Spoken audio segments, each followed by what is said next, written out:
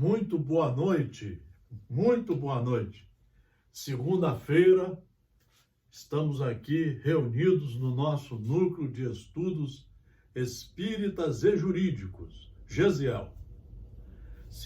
Toda segunda-feira nós estamos estudando alguns livros importantes da codificação espírita, o Livro dos Espíritos, o Céu e o Inferno. O Livro dos Espíritos é o principal. Espiritismo são só as 5 obras básicas. Aqui está a Enciclopédia Espírita. Todo espírita, quando ele fosse falar alguma coisa, ele só pode falar com base nisso aqui. Que por consequência pedagógica, tudo isso aqui está embasado em Jesus, nos 4 evangelhos, em Atos dos Apóstolos, nas cartas de Paulo e de Pedro e nos mandamentos de Moisés. Então, a obra está totalmente preparada aqui para o estudo. Nós estamos na segunda-feira pegando alguns trechos do livro Obras Póstumas, que foi escrito por Allan Kardec, mas foi publicado em 1890, pelos companheiros da casa do Núcleo de Estudos Espíritas de Paris. Então, hoje nós vamos continuar. O item 22.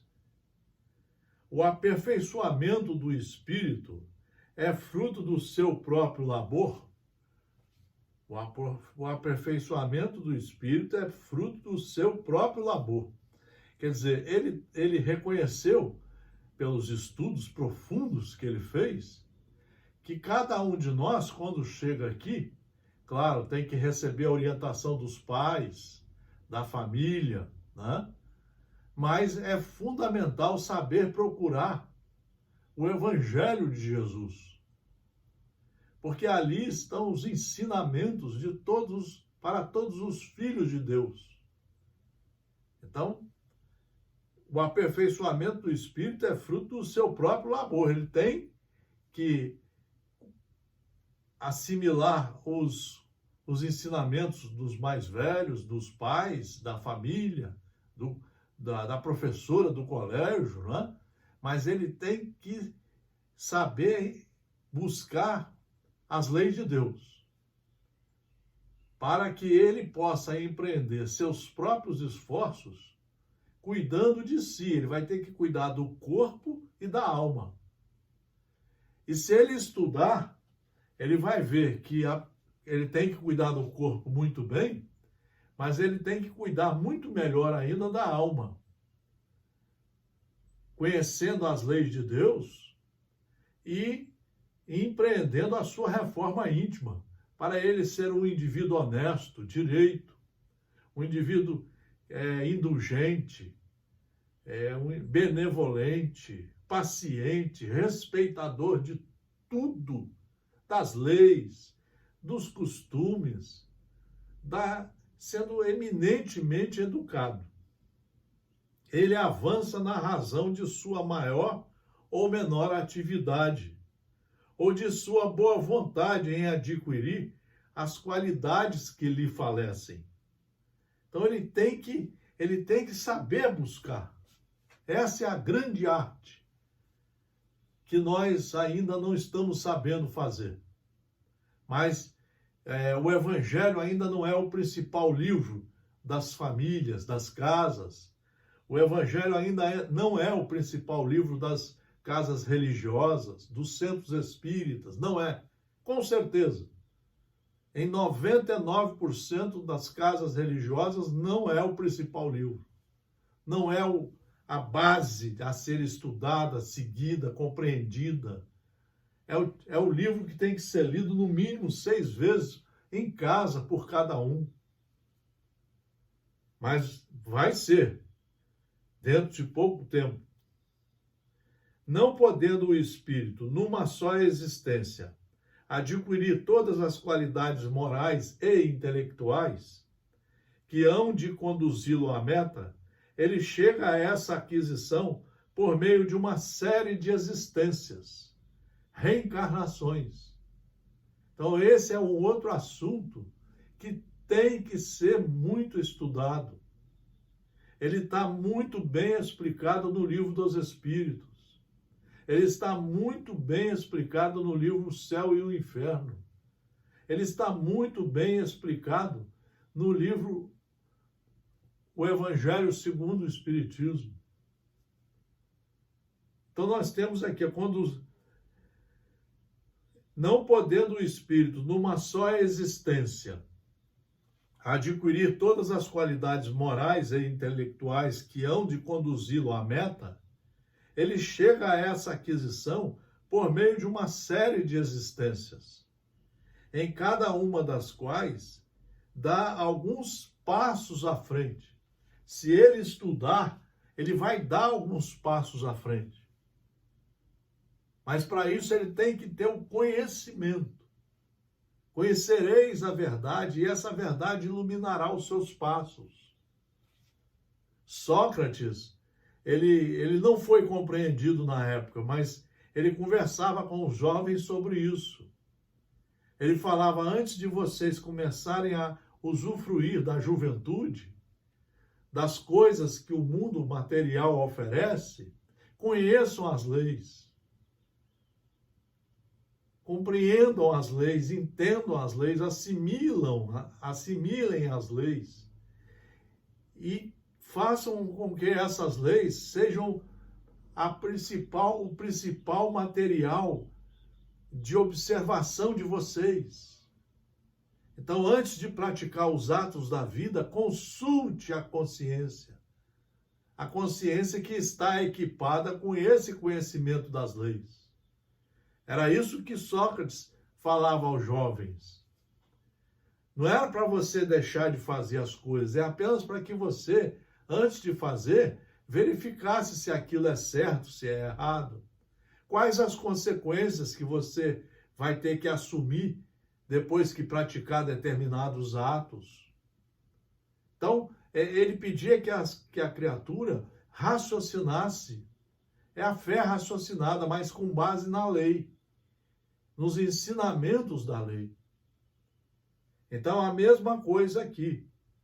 Não podendo o espírito, numa só existência, adquirir todas as qualidades morais e intelectuais que hão de conduzi-lo à meta, quer dizer, à meta da perfeição, ele chega a essa aquisição por meio de uma série de existências, em cada uma das quais dá alguns passos para frente, na senda do progresso, e se escoima de algumas imperfeições, e se livra de imperfeições. Se ele estudar, começar a refletir, a pensar, ele vai começar a tirar do seu conjunto as coisas ruins.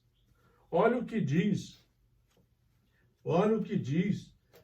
Joana de Ângeles nesse livro fabuloso, Estudos Espíritas, pelo espírito Joana de Ângeles, editora FEB. Joana de Ângeles estudou mais de 50 anos antes de vir ao planeta Terra, antes de ser autorizada a vir para escrever esses livros. Estudou o Espiritismo, as leis de Deus. Então ela diz assim: esquecendo-se temporariamente das razões matrizes do amor ou do ódio, como do impositivo do resgate, nas aflições e dores de vários porte, o espírito frui a bênção de ter diminuído os móveis através dos quais fracassou, ou se permitiu fascinar, reencetando as tarefas por tendências, afinidades ou desagrados que motivaram a aproximação ou repulsa das pessoas com as quais é convidado a viver. Então, quando nós programamos as reencarnações, geralmente nós vamos estar nos meios, nos círculos com as pessoas que nós precisamos acertar. E Deus nos permite esquecer, porque já pensou você saber quem foi a sua esposa? Você já pensou se você sabe que foi ela que lhe deu uma facada na outra encarnação? Graças a Deus que você temporariamente esquece e os dois estão voltando ali para se auto-perdoarem, para acertarem o problema que houve ou os problemas, para retificarem os erros, para se treinarem a reaproximação, o perdão, se reconciliarem como irmãos. Essa é a função uma das funções da reencarnação. Sejam quais forem, porém, os motivos da simpatia ou da antipatia, a cada um cabe superar as dificuldades e vencer as animosidades, a fim de lograr êxito no empreendimento reencarnacionista, sem o que todo tentame redundaria como improfícuo, senão pernicioso. O transitório esquecimento do passado facilita os recomeços, ensejando mais amplas possibilidades ao entendimento e à cordialidade. Então nós vamos ver, assim, o filho revel retorna na condição de pai, a esposa ultrajada volve como mãe abnegada. O criminoso odiento reinicia ao lado da vítima antiga. O infrator da existência física, autocida, reencarna com as limitações que ocasionou, mediante o atentado perpetrado contra a organização somática. A celebração mal aplicada redunda em idiotia irreversível, e a impiedade, ou ultraje, ou abuso de qualquer natureza, constrói o suplício da miséria, física ou moral, como medida educadora de quem necessita o defraudador. O Espiritismo, por isso que o Espiritismo é uma ciência que está junto com a ciência do direito. Olha quanta coisa que nós temos que estudar para resolvermos implementar o estudo pedagógico, o estudo sério, para exatamente quantas pessoas que estão passando por esses momentos e se revoltam, querem praticar de novo os atos ruins que praticaram. Agora é o momento do Evangelho, para nós mostrarmos a essas criaturas que estão passando por todos esses problemas, para que eles saibam quais as ferramentas utilizar para cumprir as tarefas e poder passar dessa fase para uma fase de amor. Mas para isso vão ter que pagar todas as dívidas. Por isso que é importante estudar. Só o estudo vai trazer essa compreensão do que estamos passando na vida, de como estamos nos conduzindo e por que estamos vivendo com pessoas difíceis. Na verdade, às vezes, a pessoa mais difícil somos nós mesmos. Então, nós temos uma série de tarefas a cumprir conosco, buscando sermos criaturas melhores, reconhecendo que somos filhos de Deus e que fomos criados para chegar à perfeição, só que pelos nossos próprios esforços, estudando o Evangelho do Senhor e praticando, apesar de todos os entraves e todos os sofrimentos que estejamos passando.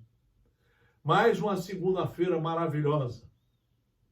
A ideia aqui são aulas pequeninas para incentivar vocês a estudar 2, 3, 4, 5 horas por dia, para vocês vislumbrarem o caminho de luz, de paz, de amor, pelo trabalho com vocês, reformando-se para seguir com mais firmeza o caminho de Jesus.